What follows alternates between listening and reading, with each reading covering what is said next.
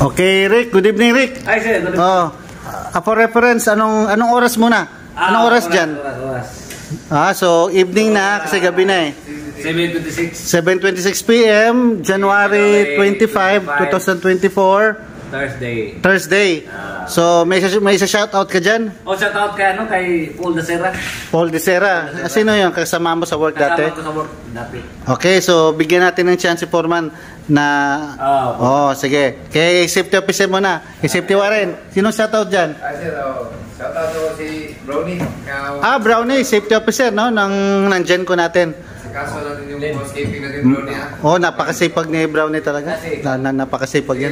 Sige, Okay, dito tayo kay Foreman Glenn. Kasi sabi ni Glenn na wag na daw palagi si Engineer Ricky ang palaging yung partner ko sa vlog. Laging bida. So, siya naman.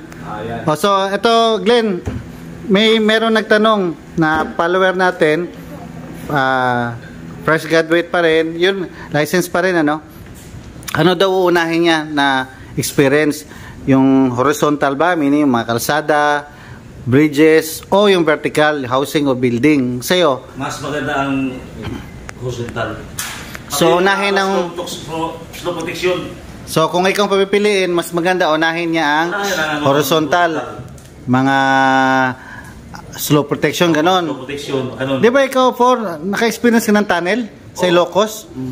Hindi lang sa Ilocos, sa underground, sa decline. Sa Carmen Caper, sa Atlas Mining. Okay. So pagkatapos mag-experience nun, tsaka pa housing o ano? Hindi, maliit ako. Hindi ba, yung advice mo ba sa pagtapos mag-experience niya ng horizontal tsaka sa mag-vertical? Pagkatapos ng experience sa underground, yun lang, horizontal na, tapos housing, pagkatapos high-rise. So yung gano'n ang advice mo sa kanya, no? Yun. Okay, maganda.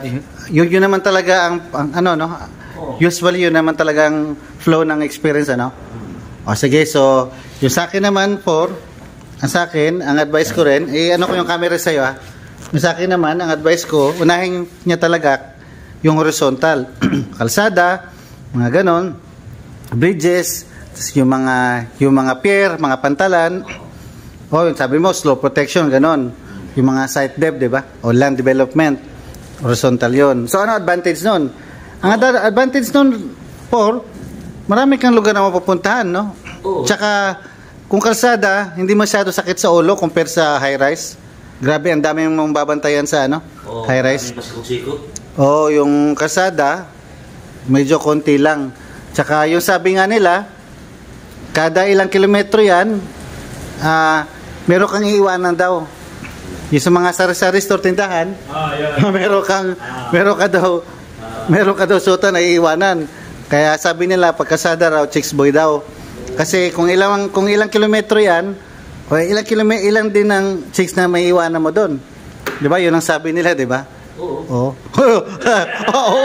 Ba't yung ba experience mo? Aminin lang. Kasi kung ang pinag-uusapan dito talaga, pagkakalsada, kilometer. Yung kung sa building, kung ilang palapag, di ba? Pero kung sa kalsada, kilometro. Dati may project kami na 100 kilometer, pero hindi ako na-assign doon. Na-assign ako sa bridge. Yung iba naman ang na-assign sa haba 100 kilometers. So, ilang sitio, ilang barangay ang dinaanan niya. Ganon din kadami ang chicks na dinaanan niya. Di ba? Ganon ka rin ba, Foreman? Hindi, syempre. Loyal dapat, di ba? Okay. Alright, so, yun pagkatapos, ang advice ko, yun ang advantage, no? Hindi sakit sa ulo, compare mo sa building, sa high-rise, tapos, makakapunta ka na ibang lugar, kung kasada, 100 kilometers, di ang layo nun, di ba?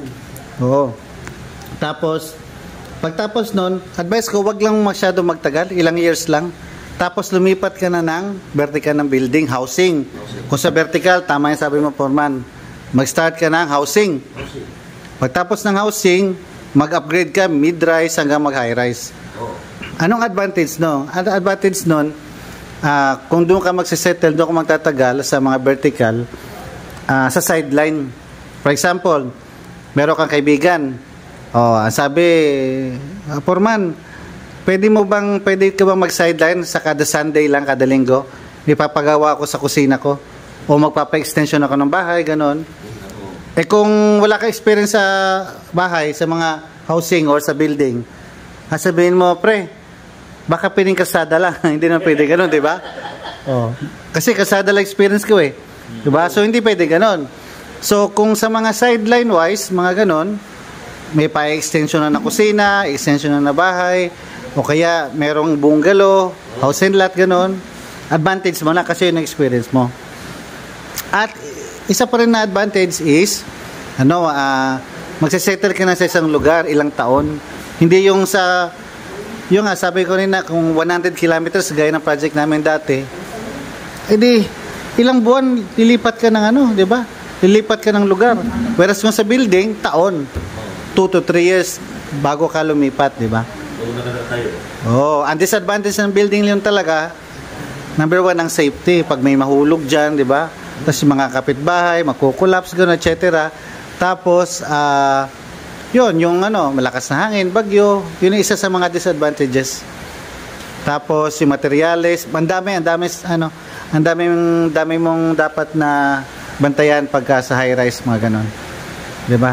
So, at least, na nabigyan natin sila ng experience ng tip o advice based sa nadaanan natin, except dun sa may kalsada na kung ilang barangay ang dadaan, ilang kilometro, di ba? Wala tayo nun, di ba? Umulan na, Foreman, umulan. So, okay na? Okay na, sige, approve ba? Rick, saan ka pupunta? Huwag kang uuwi, Magsisiyar ka muna. Sige. Umuulan, Rick, safety. Approve na? Sige, bye-bye.